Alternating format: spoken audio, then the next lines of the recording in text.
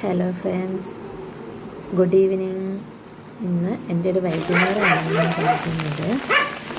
നല്ല മഴയായിരുന്നു, ഭയങ്കര മഴയായിരുന്നു. പിന്നെ ഒരു 3:30 ആയി. ഞാൻ ഹസ്ബൻഡിനെ കൂട്ടാൻ വേണ്ടി ഞാനിങ്ങനെ മേലെ വന്ന് നിൽക്കും. എല്ലാവരും ഭയങ്കര വിഷമമാണ്.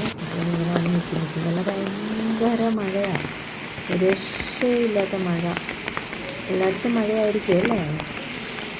അയ്യോ, വല്ലാത്ത മഴ. കുറേ സമയം നിന്നുമ്പോൾ ലേറ്റായി ബസ് വരാൻ വേണ്ടി. അപ്പോൾ നോക്കുമ്പോൾ ദൂരേന്ന് വരുന്നുണ്ട് മഴ. കുടയെല്ലാം നനച്ച്, കുടയുണ്ടെങ്കിൽ ഫുള്ള് നനച്ചു കേട്ടോ. മഴ കൊണ്ട് കണ്ട കുടയെ കൊണ്ട് കാണിക്കുന്ന എന്തെല്ലാം പണിയാണ്. കുട്ടികൾ ഇങ്ങനെ ആയിരിക്കും. കണ്ട മുഴുവൻ നനഞ്ഞ് വലിച്ചേ വരുള്ളൂ. പാട്ടും പാടി അമ്മേന്ന് വിളിച്ചേ വരുള്ളേ, ഓടിയെത്തും. പിന്നെ ഞാൻ പുസ്തകവും ബുക്കും എല്ലാം ബാഗെല്ലാം ഒന്ന് ചെക്ക് ചെയ്യും. എല്ലാം അന്നേരം എന്തൊക്കെ പഠിപ്പിച്ചു കാര്യങ്ങൾ. പിന്നെ ഞങ്ങൾ കുറേ കാര്യങ്ങൾ ഇരുന്ന് ഇങ്ങനെ സംസാരിക്കും.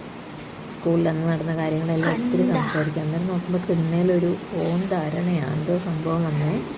എൻ്റെ തട്ടിൽ പോയൊരു വീഡിയോ എടുത്തുകൊണ്ട് വന്നതാണ്. പിന്നെ ഞാൻ അവൻ്റെ ലഞ്ച് ബാഗ് അടുക്കളയിൽ കൊണ്ട് വെക്കും. ഞാനതെല്ലാം നോക്കി കഴുകി. ബാഗിനകത്തുള്ള ചോറൊക്കെ ആയിട്ടുണ്ടായിരുന്നേ, കറിയിലൊക്കെ കഴിഞ്ഞു വന്ന്. പിന്നെ അതെല്ലാം കഴുകി വെച്ചു. അങ്ങനെ ഈ സ്കൂളിൽ വിട്ട് വന്നു കഴിഞ്ഞാൽ പിന്നെ ഒരു പണിയാണല്ലോ എല്ലാവർക്കും. ബാഗെല്ലാം കഴുകി പെറുക്കി ഞാൻ എന്നും കഴുകി വെക്കും കേട്ടോ, അല്ലെങ്കിൽ പിന്നെ ഒരു പൊട്ട മണം വരില്ലേ. പിന്നെ ഞാനിന്ന് അവന് ചപ്പാത്തിയാണേ. ചപ്പാത്തി ഞാൻ നേരത്തെ കുഴച്ച് വെച്ചു. ചപ്പാത്തിയും ചിക്കൻ കറിയായിരുന്നു. ചിക്കൻ കറിയും കൂട്ടി ചപ്പാത്തിയും എല്ലാം ആക്കി. ചപ്പാത്തി ഞാനിങ്ങനെ കൗണ്ടർ ടോപ്പിൽ ഇട്ടാ കേട്ടോ പരത്തുന്നത്.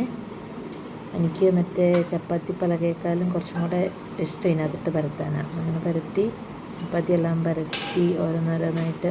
കുറച്ച് വെള്ളം കൂടിപ്പോയോ എന്ന് തോന്നുന്നു, കിട്ടുന്നില്ല നല്ലോണം. എന്നിട്ട് പിന്നെ ചപ്പാത്തി എല്ലാം ചുട്ടെടുത്തു. തക്കോട് കുളിക്കാൻ പോയി. സമയം കൊണ്ട് ഞാൻ ചപ്പാത്തി എല്ലാം ചുട്ടെടുത്തു. അങ്ങനെ നിങ്ങളുടെ എല്ലാവരുടെ അടുത്ത് മഴയൊക്കെ ഉണ്ടോ? മൊത്തം കേരളത്തിലെല്ലാം മഴയാന്ന് തോന്നുന്നല്ലേ. ഞാൻ മീഷോയിൽ നിന്ന് മേടിച്ച ഒരു ചിക്കൻ താക്കാട്ടോ ഉള്ളു. അതിൻ്റെ ഇടയ്ക്ക് എൻ്റെ കൈ പൊള്ളി കേട്ടോ.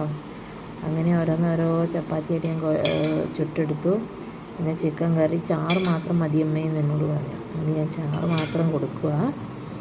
ചിക്കൻ കൊടുത്തു. പിന്നെ അത് കുളിയെല്ലാം കഴിഞ്ഞ് വന്നു.